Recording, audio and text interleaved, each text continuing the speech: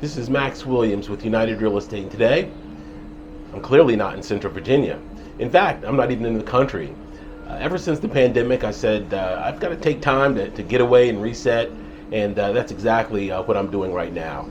However, work does not stop. We've got 2 real estate deals closing here at the end of this week. I coordinated a showing just a couple days ago, and we're getting a contract accepted on a listing here later on today. So I've got a lot going on, even though I'm not presently in Richmond. I have a great transaction coordinator who takes care of a lot of the administrative work, and she really keeps things going efficiently. We've got over 200 agents in the office, so if I need someone to cover for me, we've got plenty of experienced, capable agents able to do so. So I'm glad that everything is still moving forward, and I get a lot of phone calls from viewers, and they want to know kind of what the first steps are. They are interested in buying their homes but have no idea where to start. And so what I wanted to do was to go into a little detail about what you do if you're interested. And the first step is, of course, to call me. I'd love to speak with my potential first-time buyers and share with them some of the things to know, some of the pitfalls, some of the tricks of being successful first-time buyer. And so I'm going to go through a few of those items here with you today, very briefly, just to give you an idea of how the process works. The first step, of course, after speaking with me, I'm going to get a basic idea of where you are, what you're trying to do. If you have a lease, for example, that expires in 6 weeks versus a lease that expires in 6 months. We generally don't let leases get in our way. If you need to break a lease, then we are happy to coordinate with your landlord. Sometimes they'll have a fee, but we can usually make that fee something that you don't have to pay. The transaction, in many cases, will absorb that. We can have the seller, for example, pay. Sellers routinely give what we call concessions, or that's money back to the purchaser for whatever. That could be for closing costs, it could be to pay a penalty for an early lease termination, but that's one of the things that I do. I work to solve problems. So you come to me with your problems, and I hopefully will be able to make them go away, make them non-issues. So that's one of the main roles of a good agent, is to be a problem solver. Once we speak, I'm going to refer you to a good, solid lender that's going to be great for your type of business. And when I say your type of business, first-time buyer lending is a specialty. Everyone does not do it well, and this is the reason why. There are special programs available to first-time buyers that lenders are not responsible to know anything about. They don't have to know information about grants. They don't have to know these programs. The good lenders that specialize in first-time buyer programs are experts in them. They know the people that work in the offices of the nonprofits. They know when they're running out of money, when they're getting money, what the qualifications are. All of that benefits you as the buyer, because now you don't have to run around nonprofit to nonprofit asking questions, getting appointments, and going through the hassle. You have somebody that's going to take care of that for you. Number 2, even in our current times, all lenders are not created equal when it comes to minority lending. In fact, some have absolutely horrendous records when it comes to lending to minorities. So you don't want to get caught up with an institution that has an awful record and reduce your chances of getting denied. Housing discrimination and lending discrimination is still real right now. A lot of people don't know it. You won't hear agents talking about it, but it is a reality, and the numbers prove it. In fact, there's money sitting aside right now for minority buyers because a big institution that's a household name messed up, and their numbers reflect that their minority lending is horrendous. So you want to deal with an institution that has a history of treating people fairly. That's the other reason why I'm going to handpick a lender for you. The other thing that people get caught up with is, oh, I've been doing banking with my institution for 10 years, and I've got a savings account, I've got a checking account. That doesn't matter. They're not going to give you any benefit. They don't care about you. They're not going to give you any special treatment because you've had your savings account or checking with them. There's no benefit. they're going to give me the same deal if I walk in and apply. If it's a credit union, if I apply for membership, the same day, they're going to give me the same deal they've given you, even though you may have been with them for 2 decades. It does not matter. You have to pick your lender. Also, all loan officers are not experienced. You want one that has plenty of experience in doing the type of business that you need them to do. And so you're not going to get that just by walking into a branch. You could get the person that just got their loan officer certification or license the week before, has no experience. And of course, experience is important. You don't want to be the guinea pig, so to speak.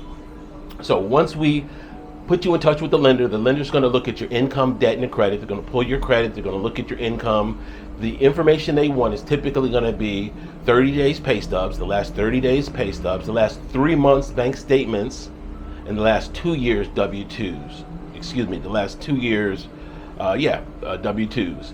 So if you are self-employed, they're going to look at your tax returns as being your documentation for your income. Now, a lot of buyers that are self-employed have problems because by the time they take all their deductions, it doesn't look like they made any money. So it is a tougher route for many self-employed individuals. Not always, but in many cases, their numbers, their bottom line number on their tax return does not reflect truly what they made. So once that lender evaluates you, they're going to determine whether they can give you financing or not. They're going to issue what we call a pre-qualification letter or pre-approval. We use those kind of hand in hand. There's no real advantage of one over the other. A seller is going to take one or the other. It doesn't really matter. I call them lender letters. That's another term you'll hear. Lender letter, pre-qual, or pre-approval. All pretty much the same thing for our purposes. So once that is issued, it's going to tell you how much they're willing to lend, the type of loan. They will also break out what the monthly payments would be and the cash to close. Cash to close is a combination of your down payment, if any, because we do have no down payment programs, and your closing costs. And the closing costs can be paid partially or all by the seller. So we can get them to kick in some money to make this home ownership journey a little bit easier from a financial standpoint. It does not take a whole lot of cash to buy a house, y'all. If you are truly interested in buying and you don't have a lot of cash, but you do have the credit and you do have the income that can be documented and meets the lender's qualifications, then we can typically make something very easy for you as far as getting into that home. Right now, it's not unusual to get a grant in the 5-figure range. 5-figure, and you can stack grants. There's nothing that says that you can't get 2 or even 3 grants if you qualify for them and just piggyback them on top of each other. So the benefits are there, the programs are in place. Once that lender issues that letter, we then set you up on a custom search. And basically you tell me what you're looking for, from a bedroom, bathroom count to size, of course, area. I had a really nice buyer the other day that called and she said, Max, I want gas appliances. So we were able to do a search for homes with gas, with natural gas. And so there are many different criteria that we can enter. Of course, the more criteria we enter, the smaller the list is going to be. All of the homes that are available in the market will be on that list that are listed with real estate firms. So if you ride down the street and you see a sign in front of a house, you don't call the number on the sign, because that brokerage, that agent represents the seller. You want to have your own agent, which is called a buyer's agent, and then they are looking out for your interest. You call them with any address that is on the market, and they can pull it up for you and then give you the details and arrange a showing. So once we set that showing database up for you, you then let me know, hey Max, 123 Main Street looks good, can we take a look? I then look at that property a little bit closer to make sure there's nothing that's unusual about it. For example, some homes may be sold as is, and as is isn't necessarily a bad thing, but it does open you up to some potential issues. And this is how as is works for our purposes. If a seller is selling as is, we still are entitled to a home inspection. So after that inspection, it's basically take it or leave it. If it does not meet your expectations, or if there's some major issues that are going to be very expensive, you can say, hey, thanks, but no thanks. That, of course, does not obligate you to buy that house. Even though you're buying it as is, you still have the benefit and the protection of a home inspection.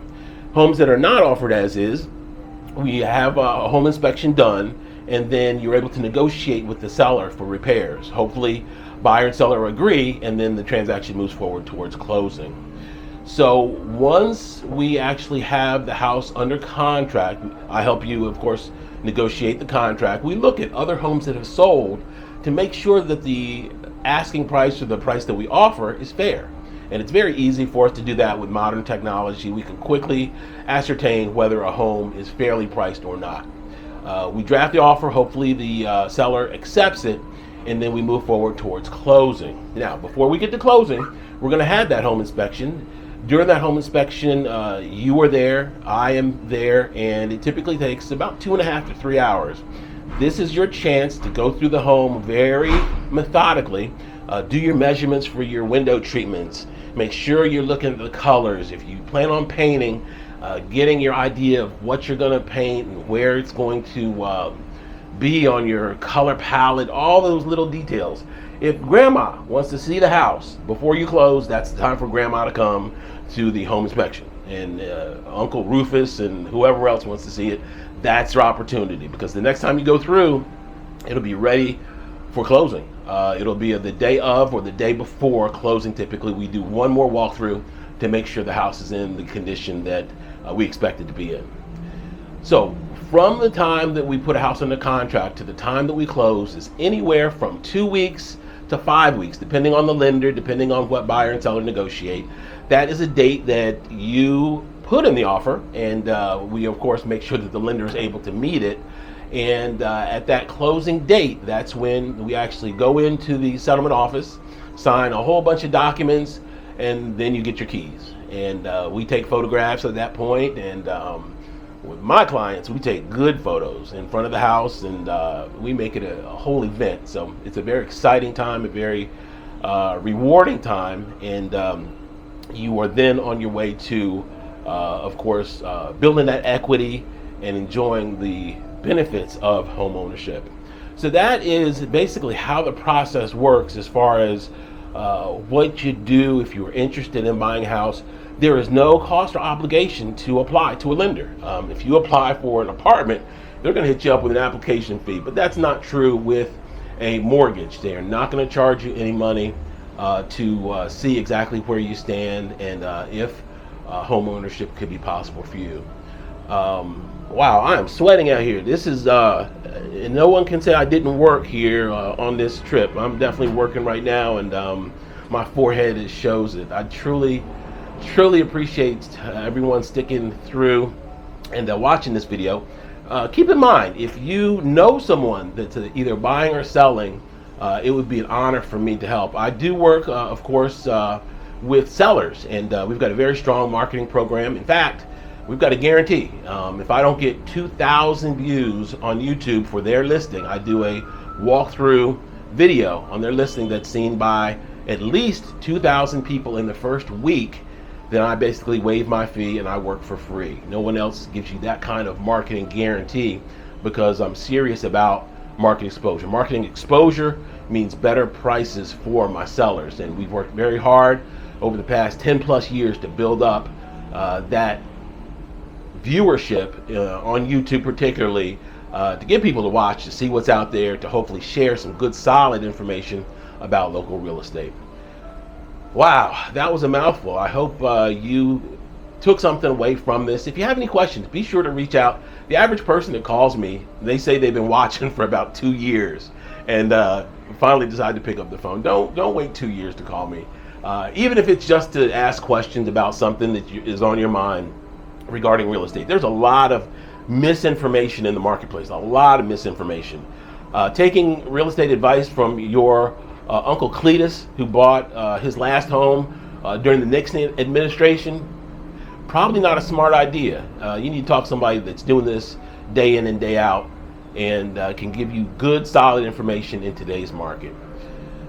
I am Max Williams, and truly appreciate you tuning in. Be sure to give me a call if you have any questions, 804-402-7788. Thanks so much for listening. Have a great day.